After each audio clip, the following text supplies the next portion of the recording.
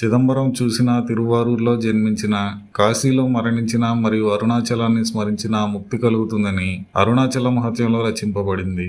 సనాతన ధర్మంలో అరుణాచల క్షేత్రానికి ఎంత ప్రాధాన్యత ఉందో ఈ మాటలు చదివితేనే మనకు అర్థమవుతుంది. ఇంకా ఎన్నో హిందూ శాస్త్రాలలో అరుణాచల క్షేత్రం యొక్క విశిష్టతను గురించి ఎంతో గొప్పగా వర్ణించారు. అరుణాచలంలోని ప్రతి రాయి శివలింగమే. అరుణాచలంలో సదా మహేశ్వరుడు నివాసం ఉంటాడు. ఈ క్షేత్రంలోని ప్రతి చెట్టు ఇంద్రుని స్వర్గంలో ఉండే పారిజాత వృక్షానికి సమానం. ఇక్కడ ఉండే నీటిధారలు మహాశివుని జటాజూట నుండి ప్రవహించే గంగామాత యొక్క ప్రవాహాలు. ఇక్కడ లభించే ఆహారం దేవతలు స్వీకరించే అమృతంతో సమానం. ఇక్కడ చేసే గిరి ప్రదక్షిణ ప్రపంచం చుట్టూ చేసే ప్రదక్షిణకి సమానం. ఇక్కడ ఉచ్చరించే మంత్రాలు పవిత్ర శాస్త్రాలు. అరుణాచలంలో నిద్రించడం అంటే మనసులో ఉన్న భ్రాంతులను జయించి సమాధి స్థితికి చేరుకోవడంతో సమానమని అరుణాచల పురాణంలో వర్ణించబడింది. శైవులకు అత్యంత విశిష్టమైన అరుణాచలేశ్వరాలయం వైష్ణవులకు కూడా ఎంతో ప్రధానమైనది. ఎందుకంటే రామాయణంలో ప్రధాన పాత్రలైన శ్రీరాముడు, ఆంజనేయుడు, వాల్మీకులు కూడా ఈ క్షేత్రాన్ని సందర్శించారు. వారు అరుణాచల క్షేత్రానికి రావడానికి కారణమేమిటి, అసలు అరుణాచలానికి ఉన్న విశిష్టతలేమిటి వంటి విశేషాలను ఈ వీడియోలో చూద్దాం. అరుణాచలేశ్వరాలయం శైవులకు ఎంతో పవిత్రమైన 5 పంచభూత స్థలం ఆలయాలలో ఒకటి మరియు పంచభూతాలలో అగ్నిని సూచిస్తుంది. అరుణాచలేశ్వరాలయంలోని ప్రధాన లింగాన్ని అగ్నిలింగం అని పిలుస్తారు. మానవ శరీర నిర్మాణ శాస్త్రంతో అనుసంధానించబడిన తాంత్రిక చక్రాల యొక్క ప్రతిరూపాలుగా పూజలందుకునే 7 ఆలయాలైన ఆతరస్థలం ఆలయాలలో కూడా అరుణాచలేశ్వరాలయం ఒకటి.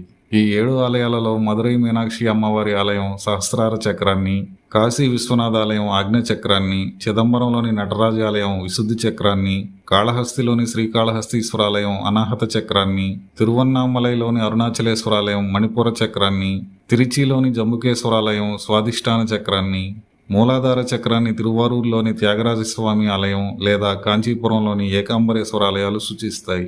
అరుణాచలేశ్వరాలయంలో పార్వతీదేవిని అపితకుచాంబ లేదా ఉన్నామలైగా పూజిస్తారు. స్థల పురాణం ప్రకారం ఒకానొక సమయంలో పార్వతీదేవి కైలాసంలో సరదాగా శివుని కళ్ళు కాసేపు తన చేతులతో మూసివేస్తుంది. దాని ప్రభావం వల్ల విశ్వం మొత్తం కొన్ని సంవత్సరాలు అంధకారంలో మునిగిపోతుంది. ఆ అంధకారం తొలగించడానికి పరమేశ్వరుడు అరుణాచలం మీద ఒక అగ్నిస్తంభమై ప్రపంచానికి వెలుగును ప్రసాదించి పార్వతితో కలిసి అర్ధనారీశ్వరుడిగా భక్తులకు దర్శనమిస్తాడు. అరుణాచలం అనబడే ఎర్రని కొండే శివలింగంగా మహేశ్వరుని స్వరూపంగా భావిస్తారు. అరుణాచలం క్షేత్రానికి సంబంధించి మరొక కథ కూడా ప్రాచుర్యంలో ఉంది. ఒకానొక కాలంలో బ్రహ్మ విష్ణులు ఒకరికంటే మరొకరు తామే గొప్పని వాదులాడుకుంటారు. ఆ వాదన పరిష్కరించడానికి పరమేశ్వరుడు అగ్నిస్తంభంగా అరుణాచలం మీద అవతరిస్తాడు. ఎవరైతే ఆ అగ్నిస్తంభం మొదలు గాని పైభాగం గాని కనుగొంటారో వారే గొప్ప అని చెప్తాడు. బ్రహ్మ హంసగా మారి పైవైపుకి, విష్ణుమూర్తి వరాహ అవతారంలో కింది వైపుకి అగ్నిస్తంభం ఆది అంత్యాలు కనుగొనడానికి వెళ్తారు. ఎంత ప్రయత్నించినా ఇద్దరికి మొదలు కానీ పైభాగం కానీ కనబడవు. దాంతో విష్ణుమూర్తి తన ఓటమిని అంగీకరిస్తాడు. కానీ బ్రహ్మ తాను అగ్నిస్తంభం పైభాగం కనుగొన్నానని, తానే విష్ణువు కంటే గొప్పవాడినని అబద్ధం చెప్తాడు. దాంతో ఆగ్రహించిన మహేశ్వరుడు బ్రహ్మ యొక్క 5వ ముఖాన్ని ఖండిస్తాడు. ఈ విధంగా హిందూ ధర్మంలో ఎంతో ప్రాధాన్యత కలిగిన అరుణాచలాన్ని అన్నామలై అని, అరుణగిరి అని, అరుణాచలం అని, అరుణై, సోనగిరి, సోనాచలం అని వివిధ కాలాలలో సంబోధించినట్లు చరిత్రకారులు గుర్తించారు. శైవులకు ఎంతో పవిత్రమైన అరుణాచలేశ్వరాలయం వైష్ణవులకు కూడా విశిష్టమైనది.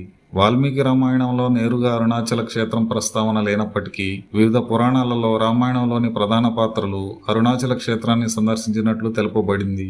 శ్రీరాముడు సీతాదేవి కోసం రావణాసురునితో యుద్ధం మొదలుపెట్టే ముందు ఇక్కడ అగ్నిలింగాన్ని పూజించి యుద్ధంలో విజయం కోసం మహేశ్వరుని ఆశీస్సులు పొందాడు. ప్రాచీన భారతదేశంలో ఋషులు, సాధువులు తిరువన్నామలైలో తపస్సు ఆచరించే ఆచారం ఉండేది. కాబట్టి వాల్మీకి మహర్షి కూడా అరుణాచలంలో తపస్సు ఆచరించడం, ఇక్కడ అరుణాచలేశ్వరుడిని పూజించినట్లు పురాణాలలో తెలపబడింది. ఆంజనేయుడు కూడా ఇక్కడ అగ్నిలింగాన్ని పూజించాడని వివిధ స్థానిక కథలలో చెప్తారు. కాబట్టి శైవులకైనా వైష్ణవులకైనా యుగాల నుండి అరుణాచల క్షేత్రం పవిత్రమైందని దీని ద్వారా తెలుస్తుంది. ఎవరైతే ఇక్కడ అగ్నిలింగాన్ని దర్శించి పూజిస్తారో వారికి అలౌకిక అనుభూతి కలుగుతుంది. అందుకే భగవాన్ రమణ మహర్షి కైలాసం, కాశీ, రిషికేశ్లలో పరమేశ్వరుడు నివాసం ఉంటాడు. కానీ స్వయంగా పరమేశ్వరుడే అరుణాచలం అని చెప్పేవారు.